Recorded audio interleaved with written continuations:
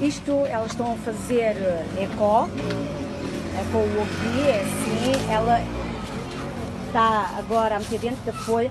Mamã, eu é metá. Eu é metá. Metá. Assim, eu medi. Ok, medi, ó, metá. Pronto, ela põe em 2 ou 3 folhas e depois é assim, está extremamente quente, arrefece, ela dobra, é assim que ela dobra. Ok. Mamã, que nem urucó eu é? Gedu. Gedu. Eu é gedu. Ok. Estou-lhe a perguntar qual é o nome das folhas. As folhas chamam-se gedu.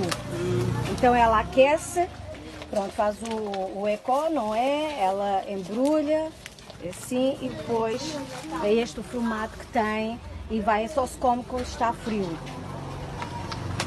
Dá para ver? Ok, mamãe. É aqui que ela está a fazer o ecó. Mamãe, ecó, ati, ogi, lei. Ogi, lei. Ogi, tabaho, adasi.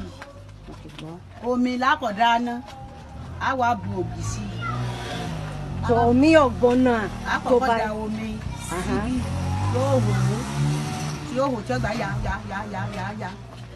Então, depois da água está quente, vai começando a meter o ogui e a cozer para ficar assim grosso para poder fazer o ecó.